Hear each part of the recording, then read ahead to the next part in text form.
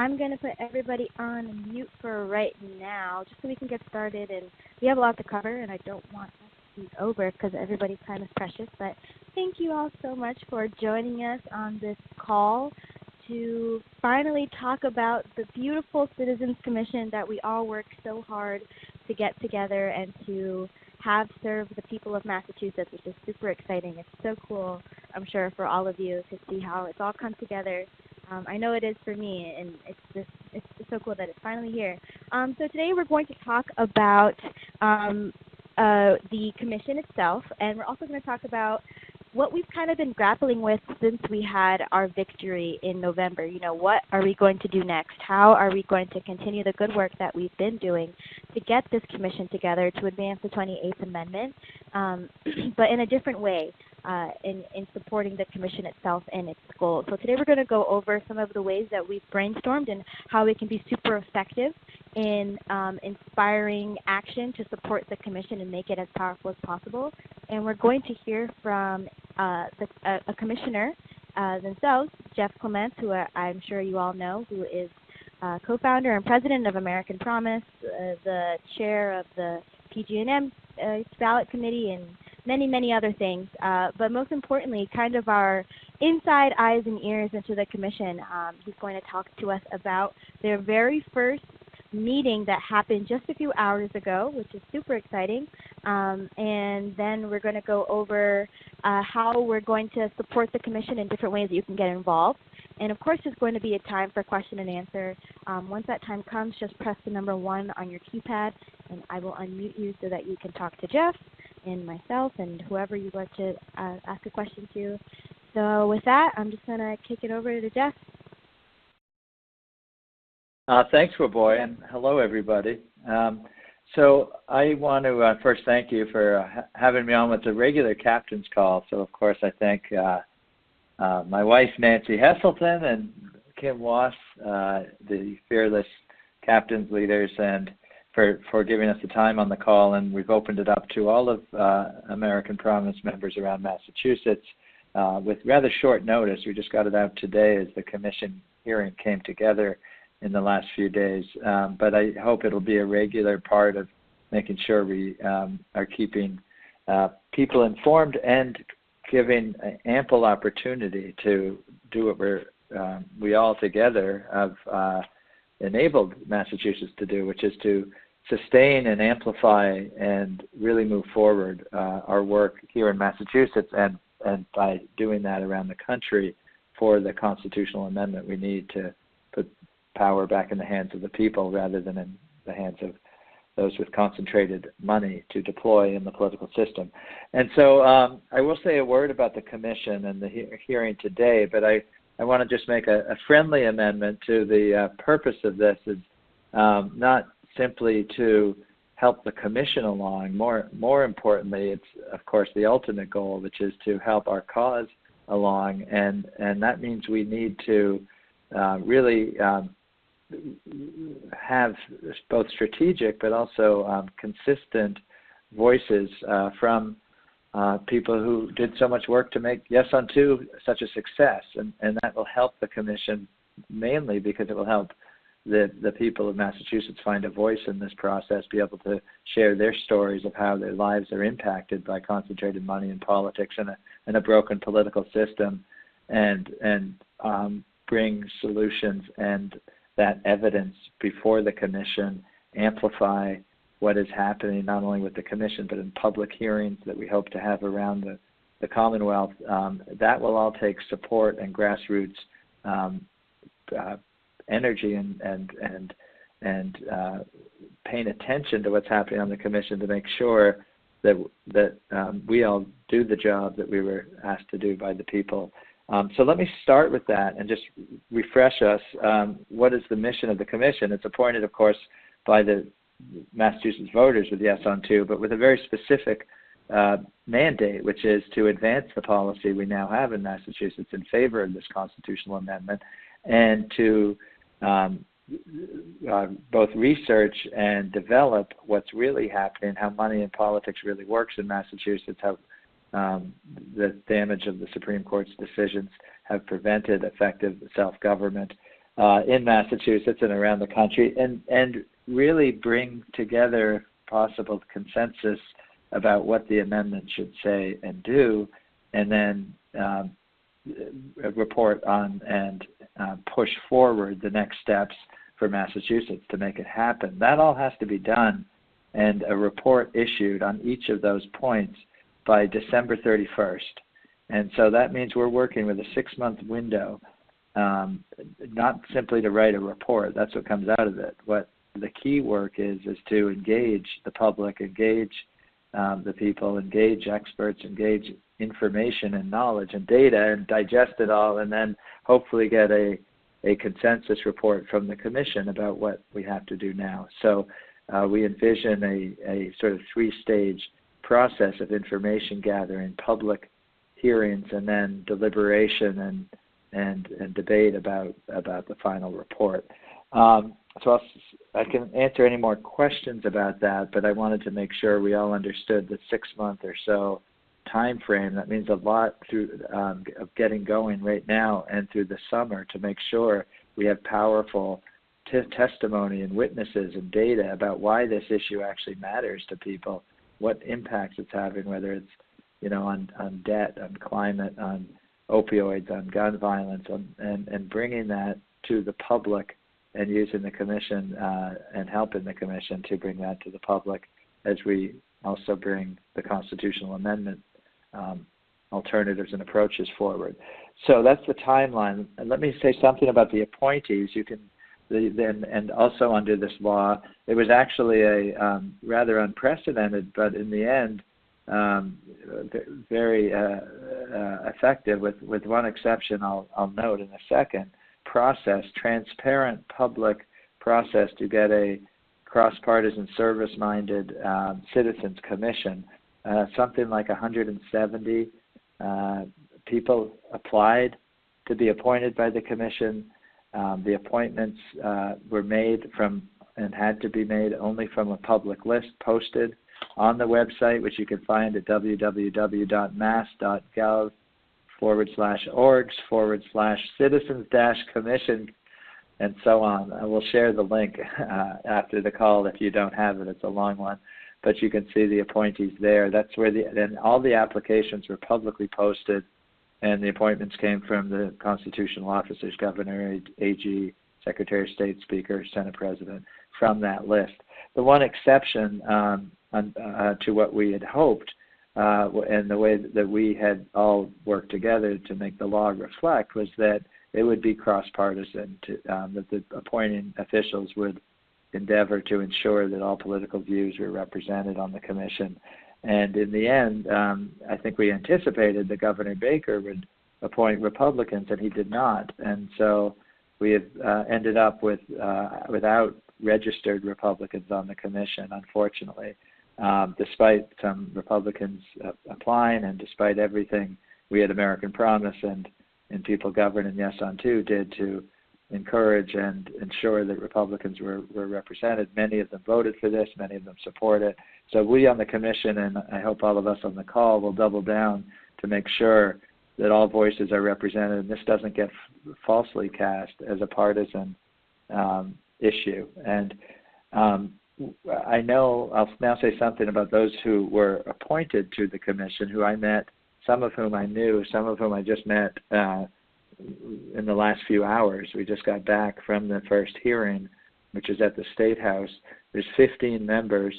It's a very good group of people. I was struck by, as we went around the room to get to know each other, how what a range of backgrounds, students, teachers, lawyers, business people, leaders of nonprofits like Cheryl Crawford, who runs Mass Vote, and veterans, and many more. Several, close to half, are independents,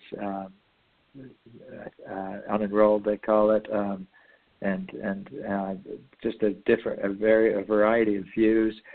Many of the people come from and are engaged actively in service, whether it's on local boards of selectmen or moderators in town meetings, and it just is and everybody on the Commission, and a state representative, Carmine Gentile, is on the Commission, everybody really, my impression was very much that this is a group that deeply believes in the mission of what we're trying to do, that is open-minded and committed to engaging the whole Commonwealth, not just because that's a good thing, but because they know it's necessary to build and advance this national movement of, fixing the constitutional damage so that we can have effective self-government again. They're just really, I think, committed to that, and I was really happy to see that. Most of the meeting today was focused on that, of getting to know each other, setting up the processes and the way forward. We did not elect a chair yet. We'll probably do that at the next meeting, and wanted people to have a chance to think about whether they would serve in that role or and get to know each other a bit more. The next meeting was set up for Monday, June 3rd at 4 p.m. again. Location to be determined, but stay tuned. We reviewed very in some detail the mandate of the commission and some of what I shared about what the law says we are to do and what the focus is. We discussed why we're there and what we, from an individual perspective, and what, began to understand the different issues around corporate rights or money in politics versus, related issues around super PACs and things like that versus corporations. We began, but did not yet, want to think between now and June 3rd to set up a process that would move this all forward. And this is, I think, where the call comes in, and I'll stop soon so we can start to discuss this and how we can all help move this forward, but to set up task forces and committees of the commission on communications and community outreach, on administration and sort of process of the committee, on research and education, developing the facts, the law, the issues around campaign finance and corporate rights, and a drafting committee and some others that we'll work on. So I won't go through the whole meeting, but those are my impressions coming out of it. I think there's real potential here, but it really depends on people on this call and our work to reach out to the and make sure that we're engaging the public, I think, if we're going to get the best outcome here. So we had talked about, and Kim and Nancy can say more, and Lavoy has given this thought, but then we'll open it up, I think. But to see, as we sort of reorganize after a campaign for the ballot, after signatures gathering, after persuasion of voters, after all the work we did to continue the next phase of this grassroots effort and sort of break out our work around these public events and public hearings. How can we organize this? The Commission will be moving around the Commonwealth to hear from people, to bring this issue to the people, and so to think of these as sort of town halls in different regions of Massachusetts. But we need, if that's going to happen as well as we all hope it will, we need to make sure that we've got groups of people willing to volunteer to help ensure that there's logistic support for that, that there's locations that work, there's organizations and people invited to it, that there's witnesses ready to testify in Lowell or Springfield or Boston or wherever we are, and that we have. So I'd call that sort of public events and logistics around public hearings. The research, I think some kind of grassroots research and witness development capacity would be enormously beneficial, and this commission is a way to amplify so much of the sort of facts that a lot of people don't know about how much money is actually pouring into our elections, how it comes in, and why it disenfranchises so many people, and what impacts it has on issues and lives that we care about. To have a grassroots committee that's working on research and witnesses and making sure that the commission and then, of course, the public through that gets the best, most impactful evidence and stories. And then finally, some kind of publicity or amplification committee, whether using social media, using op-eds, using all the means we used in the campaign to be so successful, but now to use that to make sure that this work and the educational opportunity and the organizing opportunity and the opportunity to move this amendment forward is actually seized because there's a grassroots energy that's outside of the committee, and to push the commission if we're all not moving in the way you want it to move and not developing the stories or the evidence or the witnesses that you think that need to be told for people to understand this. So all of those are some ideas, but we definitely need the same kind of grassroots energy to get the most out of this that we had in the campaign to now pivot into this next phase of it. So why don't I stop there, turn it back to Waboi to take it to Nancy or Kim or whoever can open it up to anything that we want to go forward from here. But that was the impressions I wanted to leave you. I'm very honored to be on the commission and thank everybody who not only applied to be on it, but who did so much work to make this happen. It is first in the nation. I think if we do this right, other states will look at this, and we'll be able to begin really accelerating the work around building the consensus we need to drive this amendment forward and to victory in the coming few years. So I'll stop there, but thanks so much for being on the call and for all the good work you do. Thank you, Jeff. That was really comprehensive. Thank you. Does anybody have any questions, thoughts, comments that they want to share? Just press the number 1 on your keypad, and then I can unmute you so we can all hear.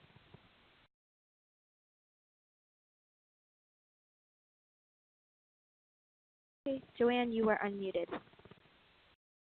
Hi, Jeff, you still there? Yes, hi, Joanne, I am. Oh. Okay, good. The stories that you're talking about in terms of people coming forward and testifying to what they're experiencing, these stories have to be strictly related to their focus in Massachusetts, correct? Not stories that are related to, I don't know, national political things, but pretty focused on Massachusetts, correct? Yeah, but I think that's the challenge, is a lot of the national issues come home to us here, and we need to find the storytellers, the people who've experienced them, and that's the challenge that we need help, because the more people working on that, the more people getting the word out that, hey, if you've been impacted by this, there's a place to be heard, and that can make a big difference. And I'll just give you one example. Some of you may have seen our video of Corrine Dodge, a woman in New Hampshire who lost her grandson to opioid addiction and immediately vowed to win this amendment because she made the connections and now makes them for others about the power of big pharma money and why we have such an opioid crisis. And so there's a video of her. We could share that with you, of her telling her story about why she does that. She has testified in the New Hampshire House and Senate, and New Hampshire is close to being the 20th state now to move that amendment forward. That's just one example, but so that's a national issue. We have Corrine, a great witness in New Hampshire, but we need people in Massachusetts, and whether it's opioids or whether it's drinking water or good schools or whatever the way they have experienced personally some of the impacts of not being able to deal with serious issues nationally comes home to roost here in Massachusetts. It can be students who have graduated from schools with massive debt and will be paying debt for most of their working lives because of how we've turned over school loans to a unsustainable and powerful interest to do that. Again, this is where the research and witness development committee would be helpful. We have experts among you on climate or on the national debt or on opioids or on gun violence or on the school education issues and there are many others. So I think I don't have all those answers, but I think the question's a very good one. It's thinking about taking the national and then do we have a way to tell the stories of how it impacts people here in Massachusetts? that would be very powerful. Yeah. Okay. But I guess I'm concerned that the national issues are going to be the same everywhere. Do we have to find people who have specific same story but very deeply connected to political reactions here in Massachusetts? In other words, a politician that didn't want to hear from them because, of their corrupt ways of doing things here in Massachusetts. Do we have to bring it down to that level and find situations that are specific, really specific to Massachusetts? No, I wouldn't say so, Joanne. I think if there are those stories, I mean, we're not trying to control how people have experienced this. So if somebody has experienced that, that's important too. But it's not necessary, and I don't. It's more about looking at the systemic failure as a result of unlimited money in politics to have policies that actually serve the people. And so it doesn't have to be pointing to a specific Massachusetts politician, and we'll probably try to stay away from finger pointing, although we do want to show the systemic issue, but it can be more like how people have experienced the fact that even if the majority really supports certain reforms, we're not able to do anything either in Massachusetts or at the national level because of the control of money over our system. And just let the people explain how they experience that through their specific. Corinne Dodge doesn't talk about the specific politician who failed to introduce a law that would have dealt with the opioid problem. She talks about the systemic failure of us as a country to deal with it and how it impacted her. Does that make sense, Joanne? Yeah, I'm getting that. Okay, good, thanks. That's what I wanted to know. Thanks. Yeah, but again, we need your help. And so if we had a research committee that could develop some of this further, I'm not dictating how it should be. There may be different approaches on this. I'm only offering the suggestion that that kind of real human impact testimony would be very helpful in the process. So if we had a committee that was interested in developing those links of the issues to the problem, to how it impacts people, and then found people who could share their stories, that would be very helpful. Okay, good. All right, thanks. Thank you. John Aram, you're unmuted. Go ahead. Okay, thank you. Jeff, I don't think that there's any doubt that the overwhelming sentiment in public testimony and the examples that people can bring of the role of money and against the public interest will be overwhelming. The vote, as we know, in November was extremely strong, and there's no reason why the public sentiment won't just be more expressions of that. I feel that the real test of an Amendment 28 is going to come when there's a proposal on the table and it becomes in the political arena. And there the vested interest, the organizations, the individuals who have a vested interest in the current status quo are really going to fight back, no matter what the sentiment has been or how many testimonials there have been. They're going to fight back on the basis of an anti-government regulation, and they're going to fight back on the basis of freedom of speech.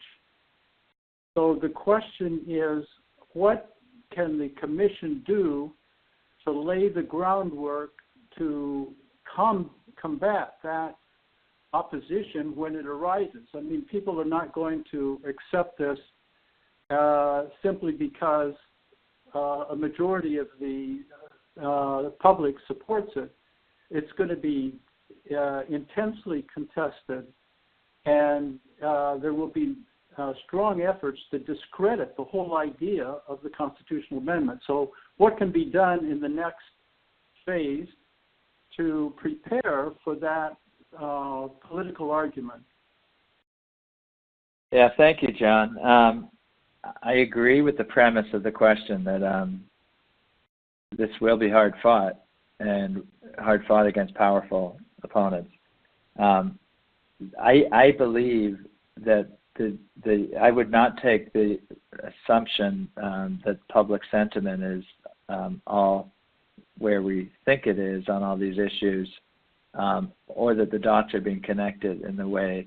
I think there's certainly a sense, and we see it all the time, people want this amendment if they understand it's going to change the current system, which they feel is corrupted. But that's different than trying to get a good, strong amendment and a basis for it by connecting the right dots. So I'll just give you an example. On the commission, there are different views about, is the problem corporations? Is the problem money of individuals too? Is the problem both? Is the problem corporate rights that go beyond spending in elections? Is it something else? And to help get consensus about what problem and that the amendment is tailored to that problem is, I think, a real important step, because if you can get consensus from a commission of people that come from a lot of different backgrounds that aren't that are going to be learning from the public and then helping educate the public around some of the nuances that we on this call may have, but that the public doesn't have, it'll put us in a much stronger position to push back against misinformation, to push back.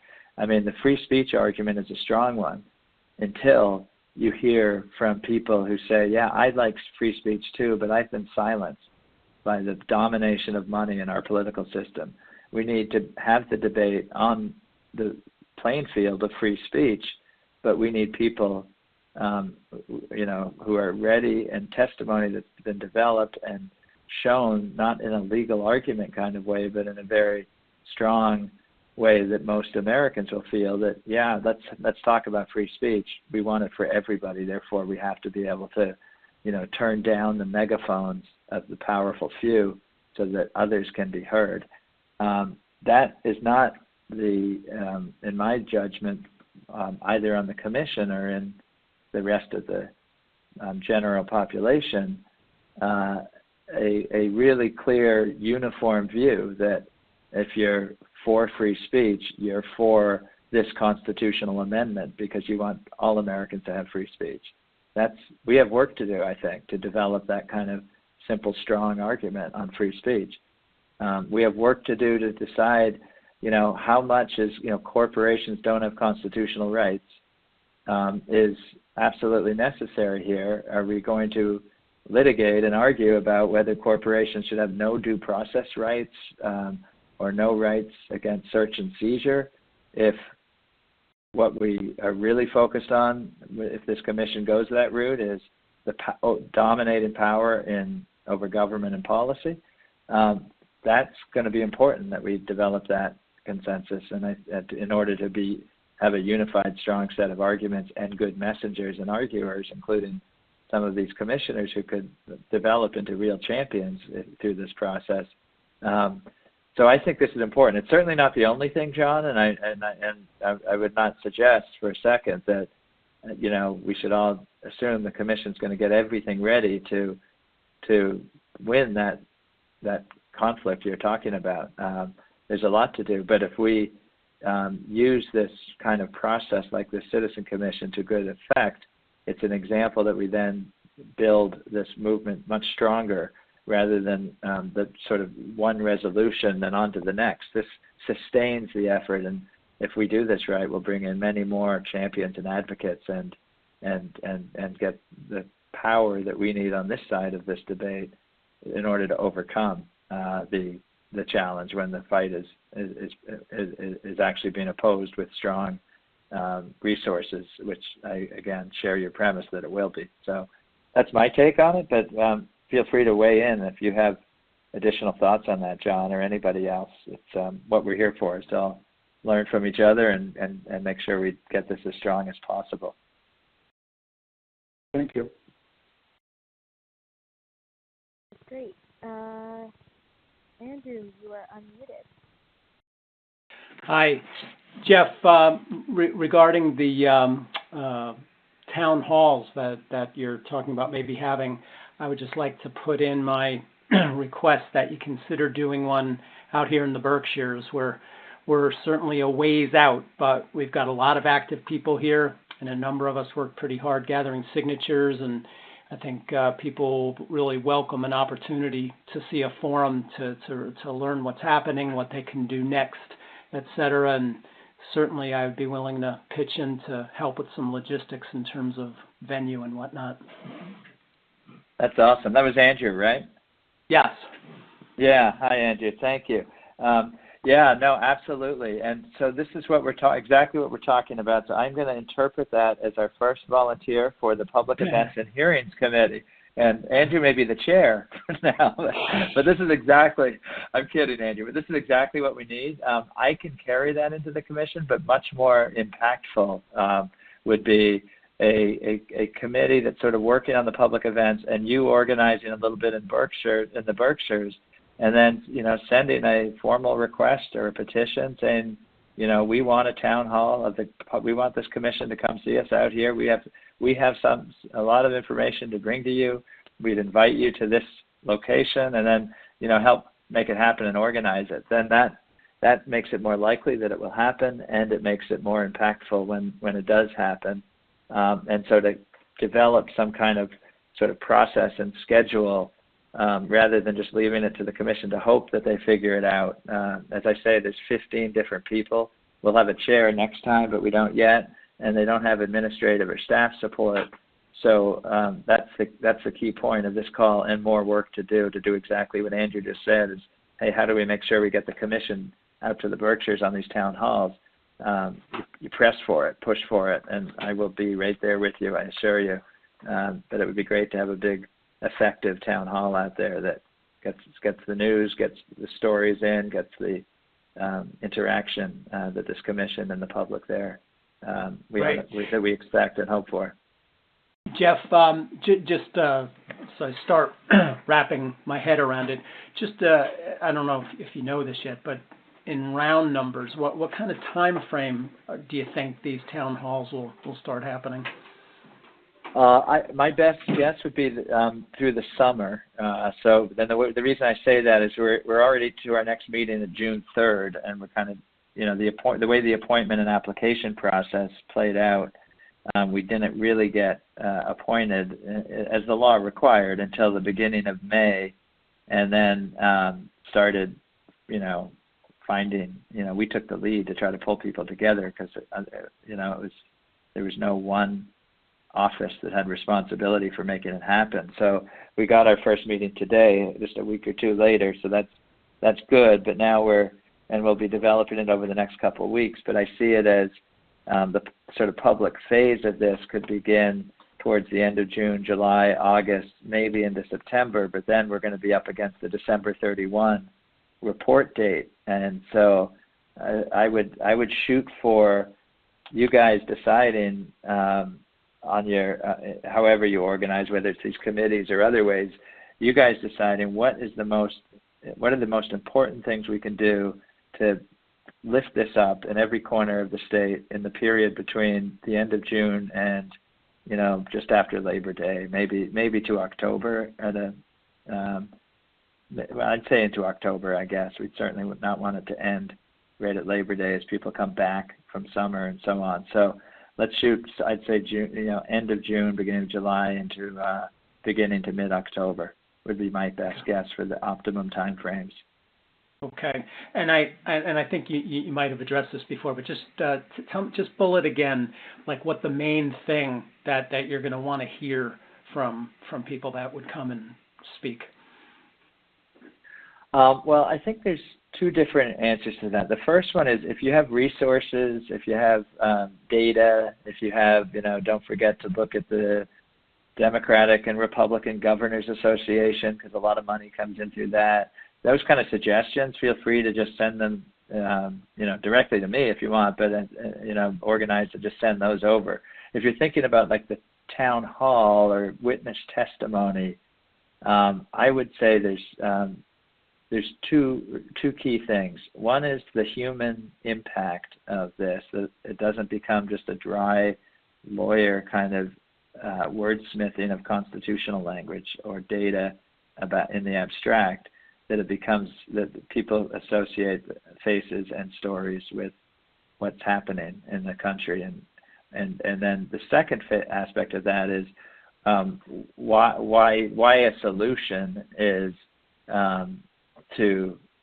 why it would help to be able to, it sounds like such an understatement, but to have limits around the way money is deployed in the political system or around corporate power.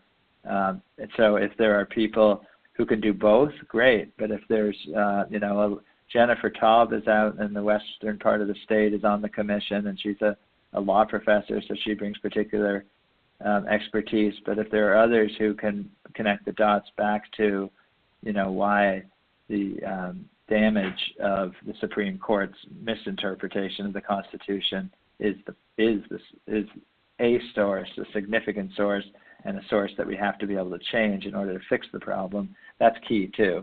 But I think that's easier to get in many ways than it is to find the connection that brings it back down home. So many of us can make the connections on climate or healthcare or opioids or gun violence or what have you, but to not do it in a lecture kind of way, but to do it with a story from somebody in Massachusetts or many people in Massachusetts who have had it, have experienced it themselves, or even if they've been trying to make progress on issues and can testify in a compelling and interesting way about why the dominating interests unleashed by Citizens United and other cases that have done the damage, why they see it as having made it so difficult to make progress. That's good too. So I don't know if that is bulleted enough, but basically I put it into two categories.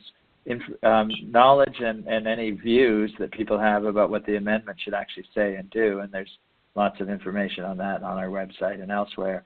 And then the other one, and I'd say more not more important, but more urgent because it's harder to find and takes time to develop, is the stories around connecting the dots between money and politics and corporate power and issues, whether, again, the many different issues that I've mentioned and that you're all aware of through human stories.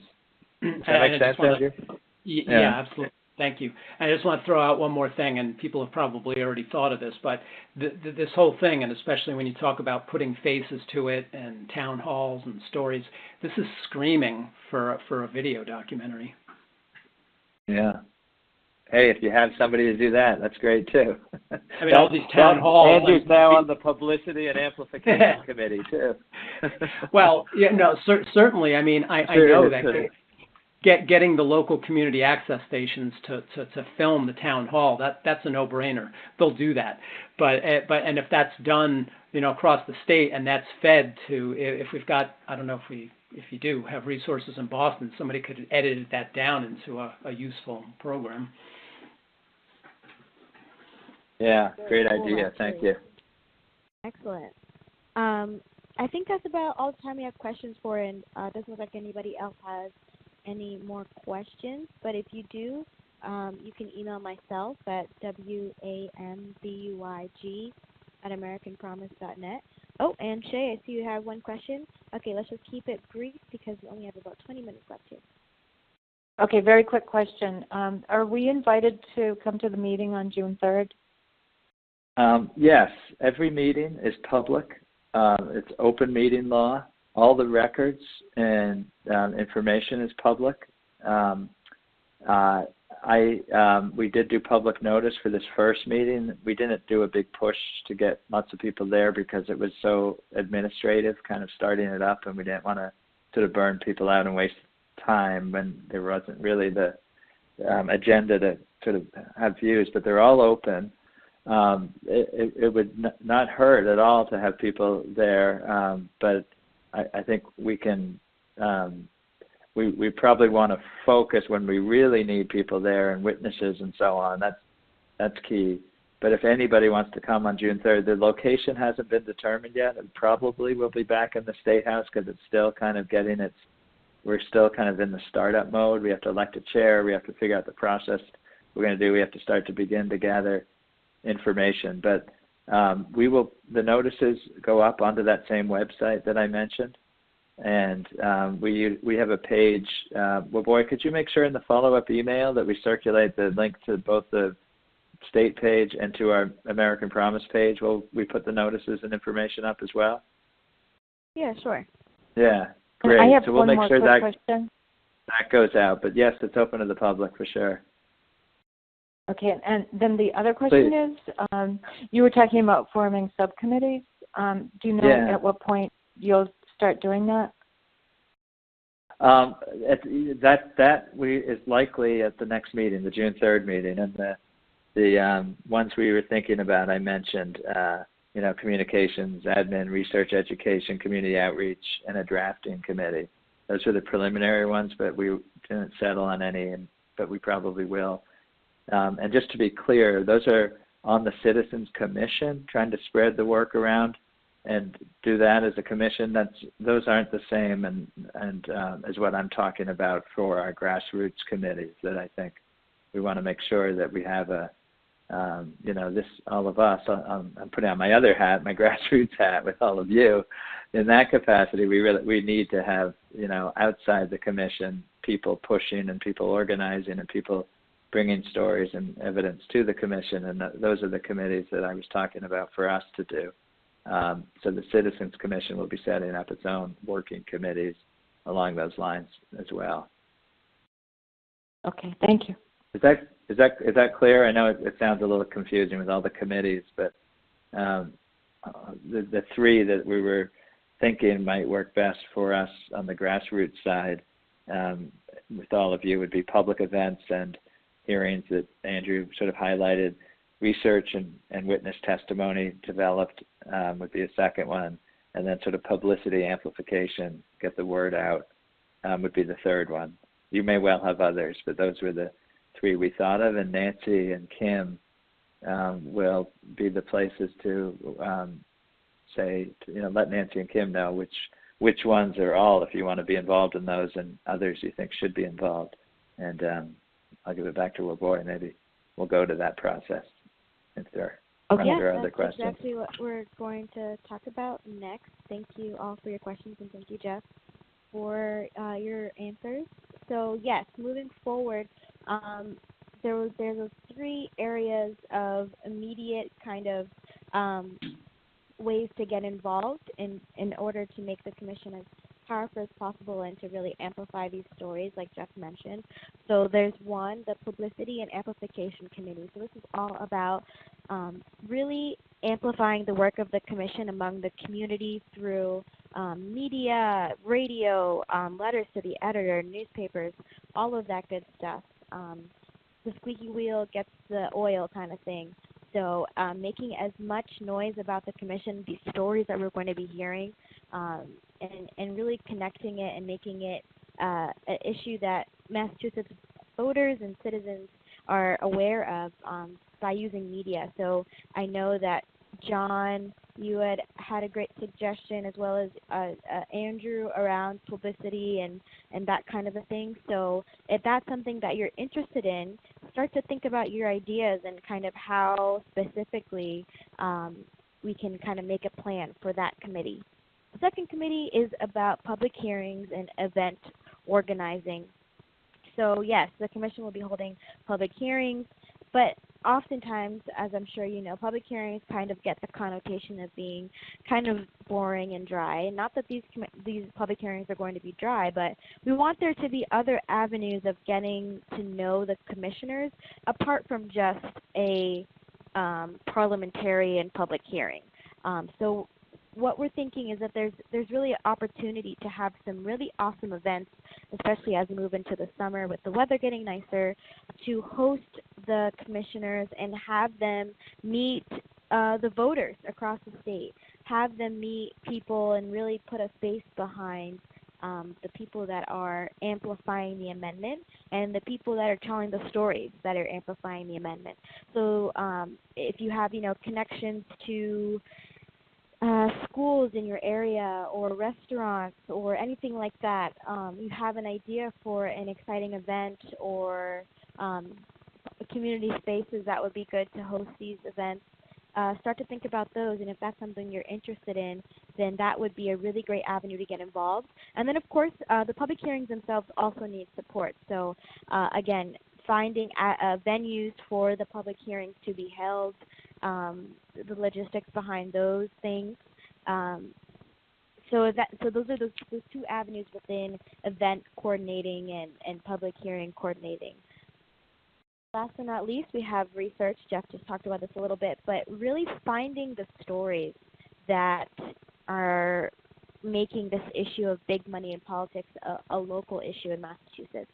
So someone that is an avid reader, that is up to date on local politics, that likes to use resources like OpenSecrets.com or Follow the Money.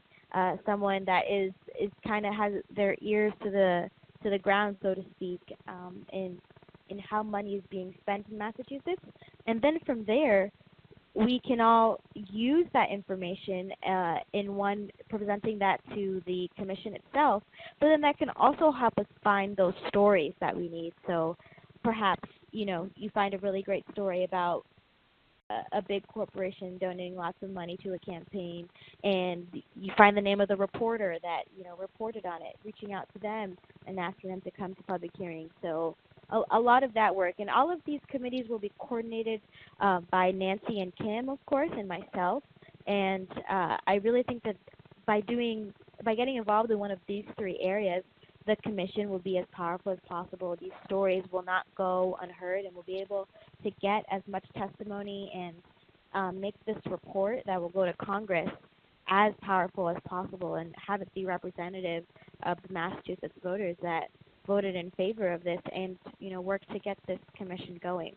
So if you would like to get involved, just email Nancy, Kim, or myself directly on which avenue you're thinking about getting involved in. And on our next call, which I do believe is going to be the 3rd of June, I think I'll kick it over to Nancy and Kim to confirm. But we're going to go over specifically what each of these committees will do and how we can get the ball rolling in figuring out the exact tasks and goals, and how we can present this to the commission, see what they think, and move forward on a smooth basis. So Nancy, Kim, I just unmuted both of you. Do you have anything you wanted to add?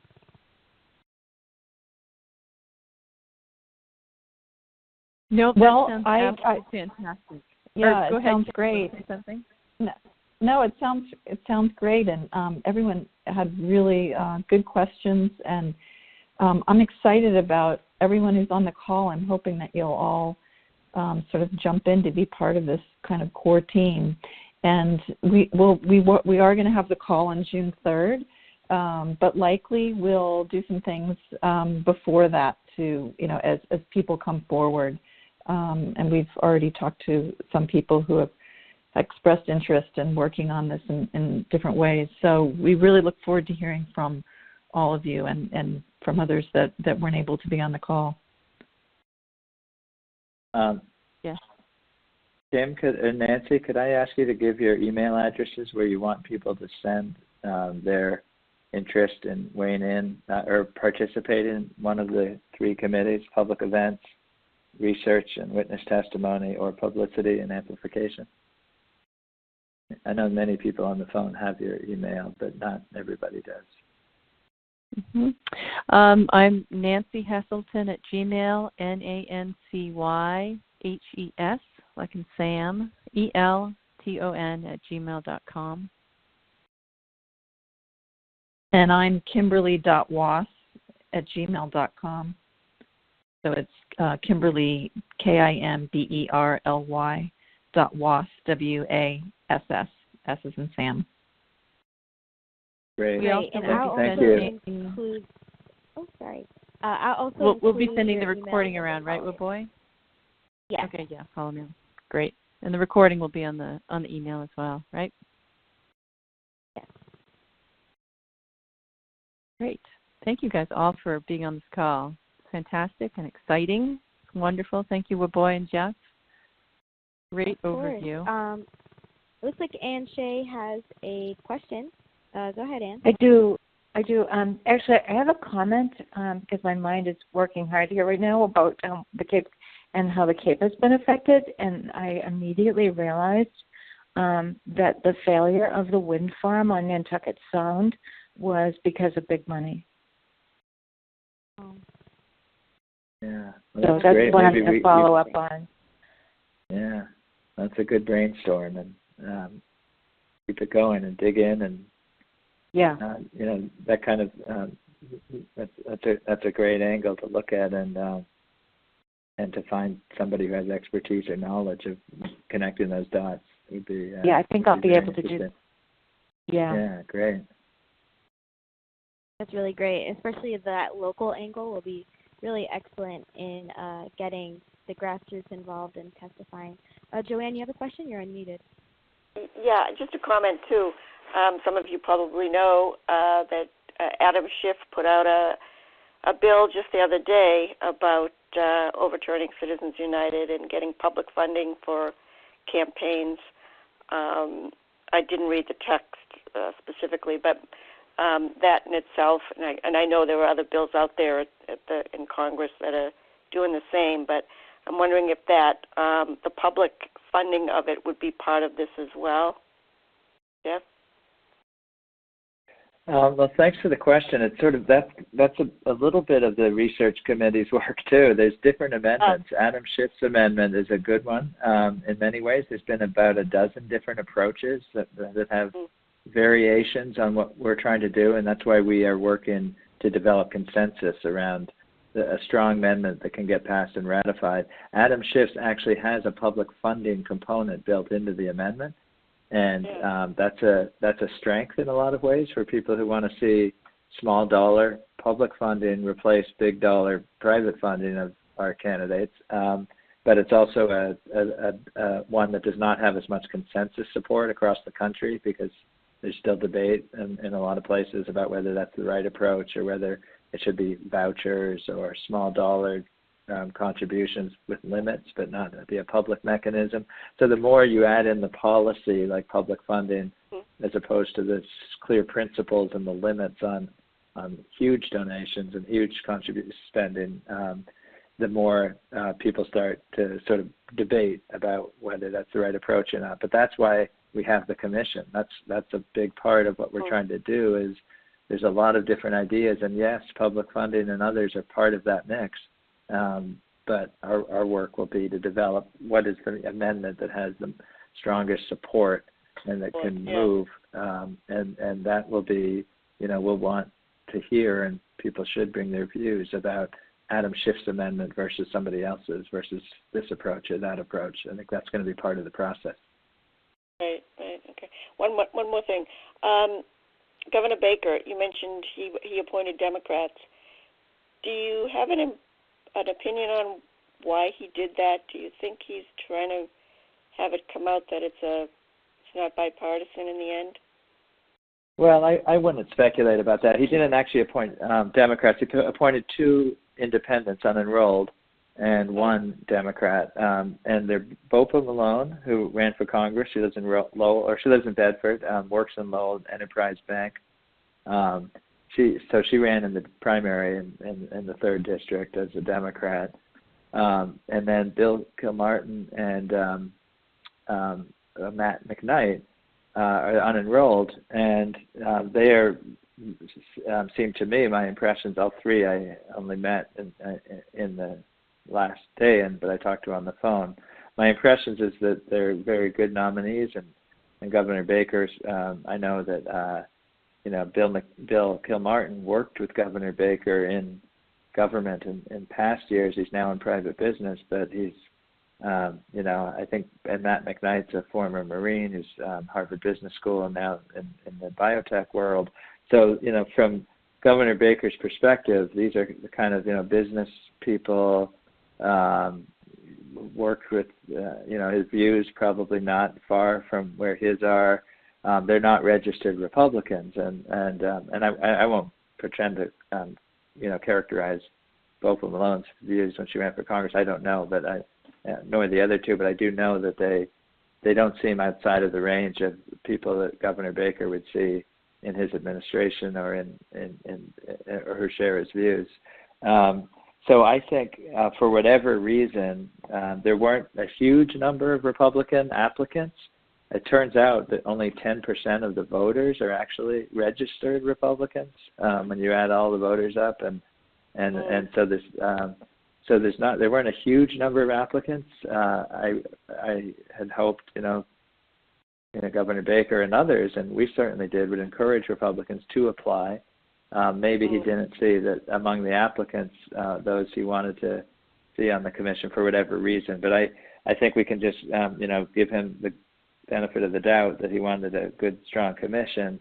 I will say he didn't make our job easier to do cross-partisan work, because he didn't put Republicans on, and so maybe there were arguments about why the Republicans didn't need to do this, whatever. I don't know, and it doesn't do any good to speculate. I do know, Carmen Gentile, a legislator who's on the commission, a Democrat, has a Republican colleague in the legislature who he is working closely with on this amendment, and we're going to make sure he gets his voice in very soon to the process, and that we have other Republicans step forward to participate in the public hearing and other phases of this. So, yeah, I mean, anyone can speculate. I don't think I can add really that much. I certainly don't have any information about what Governor Baker, what he was thinking about it.